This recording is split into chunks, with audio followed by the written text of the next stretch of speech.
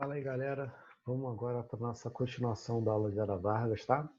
E agora em Era Vargas a gente vai entrar no governo provisório e no governo constitucional. Lembrando que na aula que vem a gente vai terminar vendo o Estado Novo.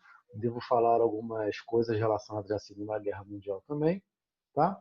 E mais para frente vou fazer uma aula especial só comentando algumas características e um pouco da cultura popular, é, é, da cultura de massa, entre outras coisas que vão ocorrer e se desenvolver durante a Era Vargas e até depois, né, no governo da República Populista. Mas até lá, vamos ficar por aqui. Então, gente, Era Vargas. Na aula passada a gente falou da Revolução de 30 e com a Revolução de 30, o assassinato de João Pessoa e tudo mais, né? Alguns militares, alguns membros das tropas da Aliança Liberal, né? Eles vão retirar Washington Luiz do cargo de presidente e vão impedir que Júlio Prestes assuma. Nisso, uma junta militar governa durante alguns meses e escolhe Getúlio Vargas para assumir o governo provisório até as coisas se acertarem. Aí, a partir daí, começa a Era Vargas, que vai de 30 até 45. Vargas ele vai ficar 15 anos no poder e depois mais 4 anos quando ele voltar no governo democrático.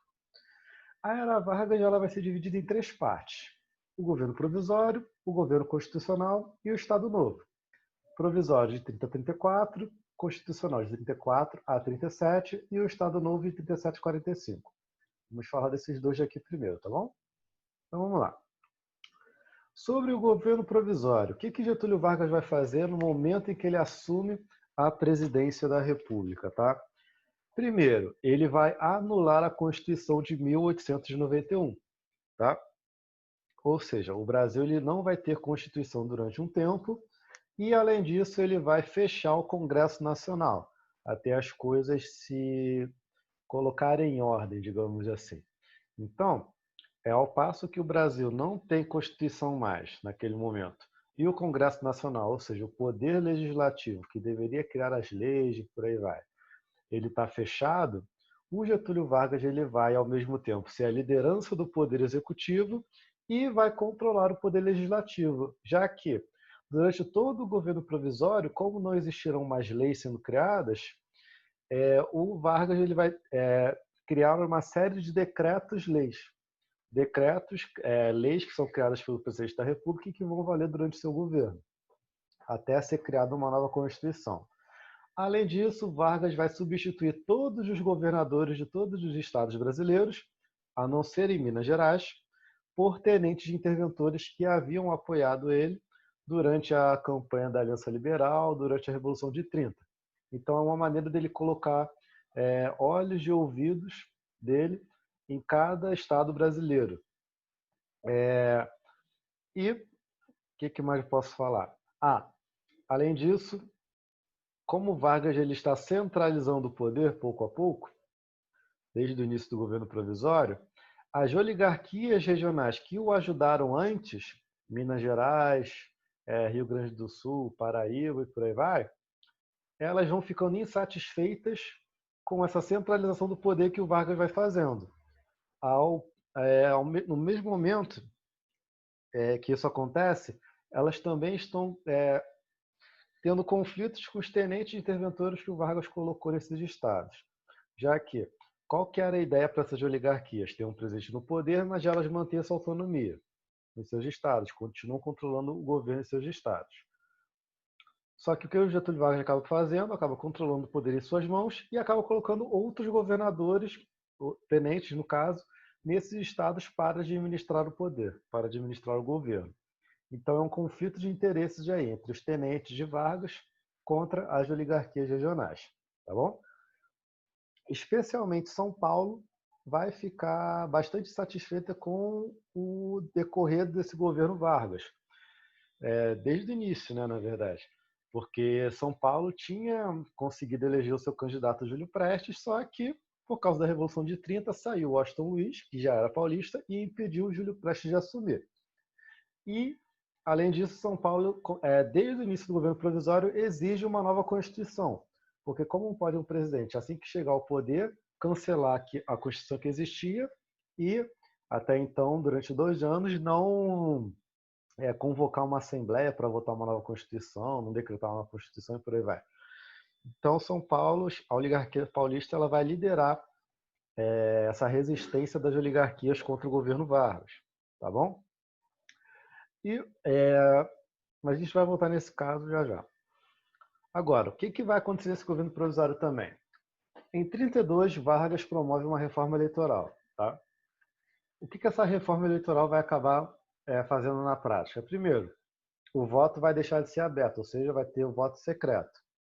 As eleições serão fiscalizadas, ainda mais porque vai ser criada uma nova instituição, um novo órgão público, chamada Justiça Eleitoral. Então, essa Justiça Eleitoral ela vai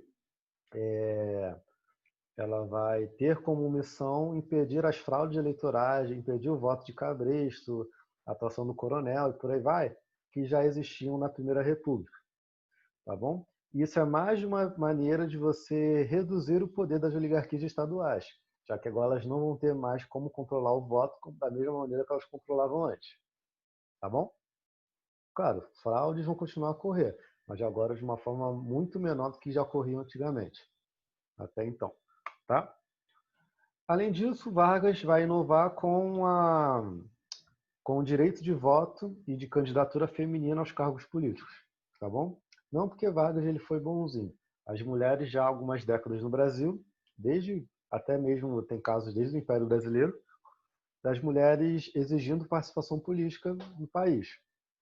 E durante a primeira metade do século XX, o movimento sufragista, o movimento para voto das mulheres estava muito forte, e Vargas já acaba concedendo esse direito de voto às mulheres.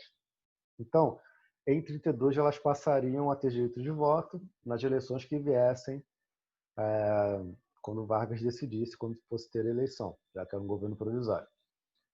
Naquele mesmo ano, São Paulo, liderando as oligarquias que estavam insatisfeitas com o governo provisório, acaba se mobilizando em vários protestos dentro do estado de São Paulo. E, em meio a esses protestos, 4 estudantes vão acabar morrendo.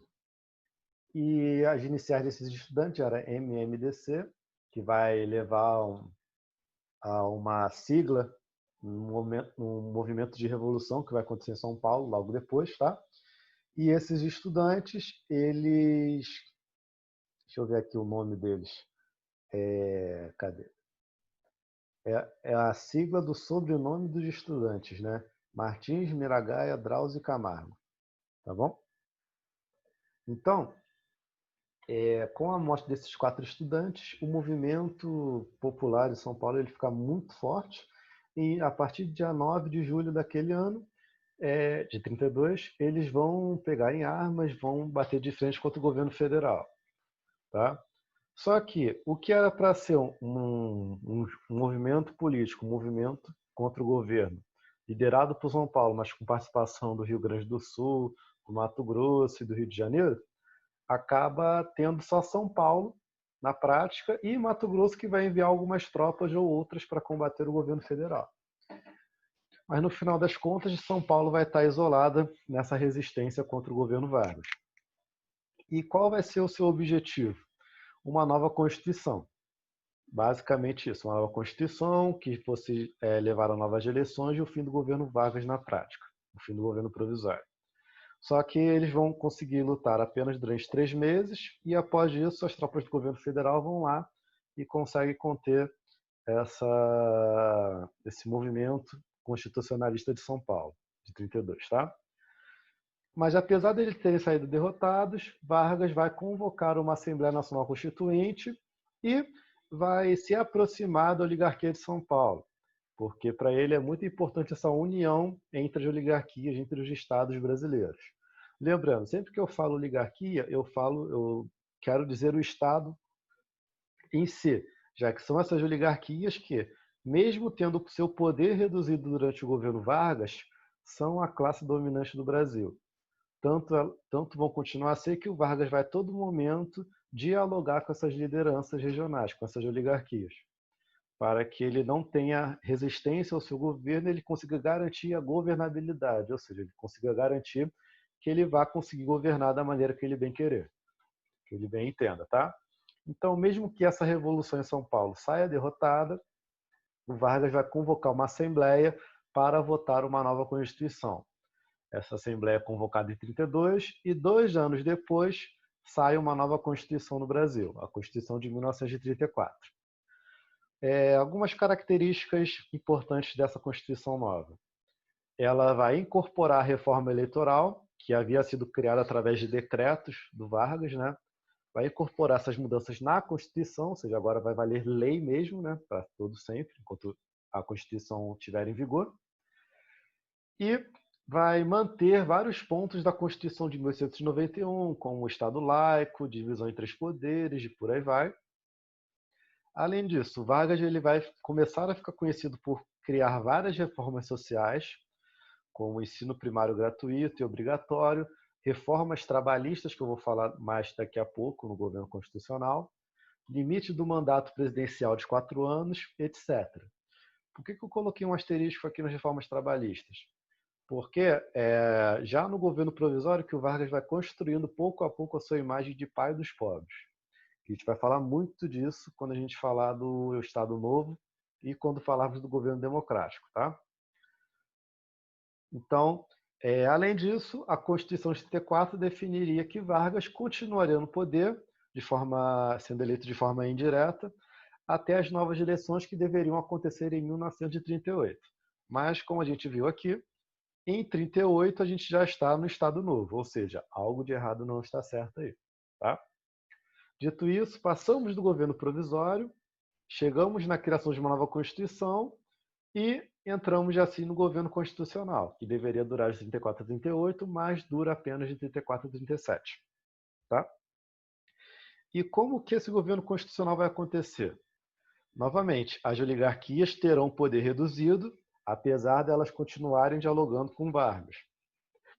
Tá? Então, Vargas ele meio que aperta de um lado, mas afrouxa do outro. Ele reduz o poder regional que essas oligarquias têm, mas vai incentivar, vai investir nessas oligarquias de outra maneira, como, por exemplo, desenvolvendo a modernização do Brasil, levando investimentos públicos para o campo, tá? Entre outras coisas. Uma coisa que é feita na prática já desde o governo provisório quando a crise de 29 ela passa a se sentir no Brasil, a partir de 31 mais ou menos, o governo Vargas vai continuar aquela política de comprar o café dos fazendeiros e queimar esse café para que o preço dele não desvalorizasse. Então é uma maneira do Vargas, mesmo tirando o poder dessas oligarquias, está dialogando, está se mantendo próximo delas de uma outra maneira. Só que dessa vez ele também vai reduzir o poder dos tenentes de interventores, já que essa centralização do poder do Vargas ela vai continuar acontecendo no governo constitucional. Então, quando os tenentes estão vendo que eles não estão tendo tanta autonomia assim para administrar os estados, e eles vendo que o Vargas está muito aliado das oligarquias também, o movimento tenentista vai se dividir. Um grupo vai ficar mais próximo das ideias de direita, outro grupo mais à esquerda, tá? E os grupos da direita, inclusive, muitos vão apoiar o governo constitucional de Vargas. E a galera mais à esquerda vai começar a tecer algumas críticas mais fortes. Dito isso, 2 grupos políticos serão muito atuantes durante o governo constitucional. A Ação Integralista Brasileira, AIB, liderada por Plínio Salgado, e a Aliança Nacional Libertadora, a ANL, liderada por Luiz Carlos Prestes. Tá? Aquele mesmo Luiz Carlos Prestes da coluna Prestes que a gente falou na Primeira República. Tá bom? A AIB é criada em 1932 e a ANL é em 1935. Tá bom? Sobre elas duas, vamos lá. A AIB, ela tem a aspiração fascista, ou seja, ela está muito próxima desses movimentos totalitários que vão ser desenvolvidos na Europa, como o fascismo italiano, o nazismo alemão e por aí vai. Tá? E eles vão criticar o liberalismo, o socialismo, o imperialismo, o capitalismo financeiro, ou seja, mesmas críticas que os partidos fascistas europeus tinham naquele momento. Tá? Além disso, eles vão defender uma liderança forte e única para governar o país, e vão entender que Vargas seria essa liderança que eles mereciam, que eles precisavam. Eles terão como lema Deus, Pátria e Família, um pouco controverso se a gente jogar para a atualidade, né? Mas não vamos nos estender nisso. E eles vão ter uma saudação coletiva da mesma maneira que, né, no nazismo a gente tinha o Heil Hitler, né, com a mão para cima. O Anauê, se eu não me engano, era algo assim, eu acho. Assim, eu não lembro agora, tem que jogar na internet. A letra, o símbolo especial era o sigma, que é meio que um trêszinho esquisito. E muitos membros da AIB eram conhecidos como camisas verdes pela vestimenta que eles utilizavam. Do outro lado, a gente tem a ANL, que vai ser uma composição de vários grupos de esquerda diferentes, como democratas, comunistas e socialistas, além de apoio de alguns militares, no caso os tenentes, que não decidiram seguir apoiando o governo Vargas, e membros da classe média, da mesma maneira que a AIB também tinha. Tá? Eles vão criticar o fascismo, defender a reforma agrária, a nacionalização de empresas estrangeiras no governo popular. Ou seja, muitas pautas parecidas com os revolucionários russos lá na Revolução Russa, né? Dos bolcheviques. Tanto que a ANL ela segue as diretrizes, né? Ou seja, segue meio que os conselhos, né? Do Partido Comunista Russo. Eu não lembro agora qual o nome que a gente dá. Mas a gente ainda vai falar disso. Quando der, acho que Segunda Guerra ou Guerra Fria. Eu não lembro agora. Mas eu vou mencionar isso na próxima aula. Então, em todo caso, a Internacionalista Comunista, acho que é esse o nome. Tá? Que é quando o Partido Russo ele vai dizer as diretrizes do comunismo no mundo e tudo mais. Lembrando que a gente está na União Soviética com o Stalin no poder, e a política do Stalin era comunismo em só país. Ou seja, a União Soviética não estava preocupada em financiar novos movimentos comunistas ao redor do mundo naquele momento. Então, a diretriz do partido para a ANL é não faça revolução. Só que, como o fascismo estava desenvolvendo muito na Europa e ganhando adeptos no Brasil também, a preocupação de muitos comunistas naquele momento era de justamente fazer a revolução para impedir que o fascismo avançasse nos seus territórios, como a gente viu na Itália, como a gente viu, não sei se foi Portugal ou Espanha, um dos dois também, tá? E como a gente está vendo no Brasil nesse momento.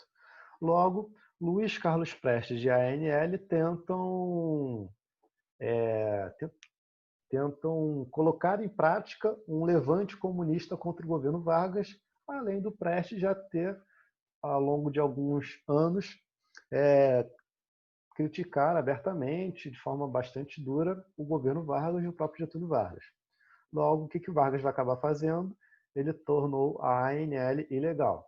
Então, é um grupo político ilegal que seria perseguido no governo Vargas, já no governo constitucional.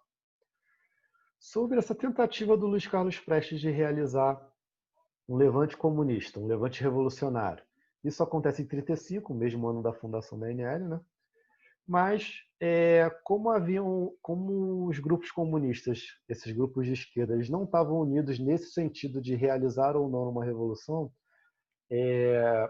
esse levante, essa tentativa de levante, ela é derrotada naquele mesmo ano e aquelas lideranças contrárias ao governo Vargas serão controladas e Vargas vai matar algumas lideranças, vai exilar outras, entre outras coisas. Tá? O nome dessa tentativa de levante é Intentona Comunista, tá bom? E seria o único momento assim que os comunistas de fato tentaram colocar em prática um governo revolucionário até então no Brasil, mas mesmo assim sem força de expressão nenhuma, muito fraco mesmo. Então, só que mesmo sendo um movimento muito fraco, o que o governo Vargas vai fazer? Ele vai vender a ideia de que haveria uma ameaça comunista pronta para tomar o Brasil, o que não havia de fato. O movimento era muito fraco ainda. Tá? Era muito mais no campo das ideias do que no campo prático. Tá?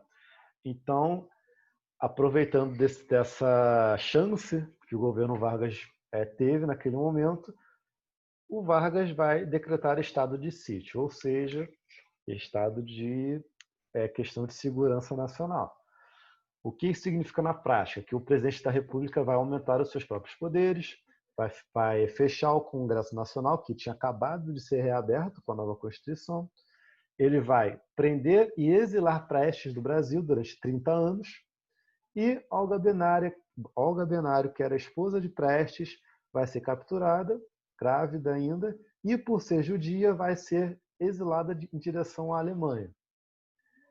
Lembrando que Vargas, desde o início do seu governo, ele já flertava um pouco com o fascismo europeu, o fascismo italiano e o nazismo alemão. Tanto que a AIB, fascista, durante muito tempo apoiou o governo Vargas, e Vargas recebia esse apoio com bastante simpatia. Tá? Essa relação só vai mudar no decorrer da Segunda Guerra Mundial, que Vargas vai pensar muito em que lado da guerra ele vai ter que apoiar. E não tem jeito, ele acaba apoiando o lado dos aliados. Por fim, lá na Alemanha, Olga Benário vai para a Câmara de Gás por ser judia. A filha dela, no entanto, nasce, fica viva, está viva até agora, é professora de História da FRJ, inclusive. Eu não lembro se é Anitta, eu não lembro agora o nome dela. Mas ela está lá, é uma velhinha lá da FRJ, lá no centro do Rio. E, por fim, o governo Vargas vai divulgar o Plano Cohen. O que seria esse Plano Cohen? Seria um documento em que nele estaria contido que os comunistas estavam planejando uma grande invasão e que essa invasão causaria a destruição de várias cidades brasileiras, eles iriam retirar Vargas do poder e iniciar uma ditadura do proletariado. Uma história toda dessa já. Só que esse documento é uma história fictícia criada por um integralista e que foi comprada pelo Getúlio Vargas, pelo governo Vargas. Comprada no sentido de, já que aquele documento existe, vamos usar ele a nosso favor. Existe, né? Já que é uma invenção. Então o governo brasileiro divulga esse documento como verdadeiro e Vargas tem aí a desculpa perfeita para iniciar a sua ditadura. Os comunistas estariam planejando tomar o Brasil e Vargas teria que continuar no poder para impedir que isso acontecesse. Lembrando que Vargas, ele, apesar dessas perseguições políticas, apesar dessa centralização do poder em suas mãos e tudo mais, ele era uma pessoa muito popular naquele momento. O povo gostava muito do presidente, porque ele era um presidente que, querendo ou não, criou várias reformas trabalhistas. O que eu quero dizer com isso? Direito de férias remuneradas, salário mínimo, 13º, regulamentou o trabalho das mulheres. 13º não, desculpa, 13º é depois. Governo João Goulart. O que mais posso dizer? Descanso semanal, fim do trabalho infantil e por aí vai. E seriam essas reformas trabalhistas, reformas sociais, que seriam mais desenvolvidas no Estado Novo, na sua própria ditadura, e quando ele voltasse à presidência na década de 50. E por isso ele continuaria sendo o pai dos pobres durante muitas e muitas décadas. Tanto que se você conhecer algum idoso hoje em dia, muito, muito idoso desde aquela época, provavelmente ele era, ou é ainda, um grande fã de Getúlio Vargas. Tá bom? Mas isso a gente vai desenvolver mais quando a gente falar do Estado Novo. A gente fica por aqui. Aquela revisãozinha está lá na nossa página para vocês irem fazendo, a gente vai corrigindo o Zoom. Terça-feira vai ser o capítulo 2, tá? E basicamente é isso, galera. Ficamos por aqui. Nos vemos semana que vem, tá bom? Deixa eu encerrar aqui.